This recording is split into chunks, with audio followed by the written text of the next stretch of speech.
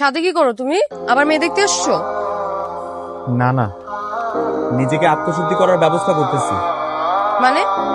তোমাকে গতকালকে বলছিলাম না, আমি দুধ দিয়ে গোসল করে নতুন ভাবে জীবনটাকে শুরু করব, সেই ব্যবস্থা করতেছি।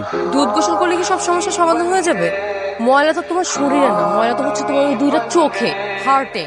যতই দুধ গোসল করো না কেন, ওইখান থেকে ময়লা আর যাইতে পারবে না। যাবে যাবে, এবার যাবে আমার চোখ কান হার্ট সবকিছু পরিষ্কার হয়ে যাবে। আর মন থেকে চাইলে সবকিছু সম্ভব। এই যে আমি দুধ দিয়ে গোসল করতেছি, তুমি মিলাই নিও। কালকে থেকে আমি নতুন ভাবে জীবনযাপন শুরু করব, তুমি দেখো। দেখা যাবে।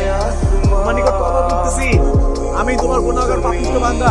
আমি আজকে পর থেকে সব পাপটা ছেড়ে দেব, উল্টা পাল্টা করবো না, বোর সব কথা শুনবো। আর তারপর আল্লাহ তোমার আরেকটা জিনিস বলতেছে, আল্লাহ তুমি আমার মাফ করে দাও। আমার যে উল্টা পাল্টা কাজ হতো না, তুমি আমার রহমত দান করো, যাতে আমি বোর সব কথা শুনে চলতে পারি আর কোনো উল্টা পাল্টা না করি। দুধ দিয়ে গোসল করতেছি, নিজেকে আত্মশুদ্ধি করতেছি, আর কোনো পরনারীর দিকে তাকাবো না, তোমার আম্মুর দেখবো। বাহ বাহ বাহ বাহ, পরনারীর দিকে তাকায় তবা করতেছে, যার কখনো পরনারীর দিকে তাকাবে না। আশেপাশে পরনারী কই? কেন? শ্রেয়া পরনারী না? শ্রেয়া পরনারী? নারী তো। আচ্ছা ঠিক আছে, প্রিয়ার বয়সে কোনো নারীর দিকে আমি আর তাকাবো না, ঠিক আছে? মিস করতেছি। প্রিয়া আম্মু, তুমি বাসায় যাও, যাও টাটা। Bye bye.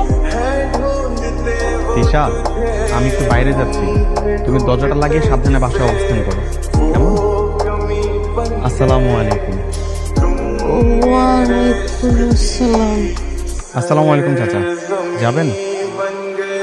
নিশ্চয়ই কোনো কাহিনী আছে, না হলে এতটা চেঞ্জ কোনোভাবেই পসিবল না। এর রহস্য আমাকে বের করতেই হবে। কি হয়েছে ভাবি, হঠাৎ ডাকলেন যে? ভাবি, আপনার হেল্প লাগবে। কি হেল্প? ভাবি, রাফিনা একদম ভালো হয়ে গেছে, 5 ওয়াক্ত নামাজ পড়ে, কারো দিকে তাকায়ও না। হ্যাঁ ঠিকই বলেছেন, ভাই না আমার দিকেও তাকায় না, আমি কথা বললে আমার দিকে মাথা ঘুরিয়ে উত্তর দেয়।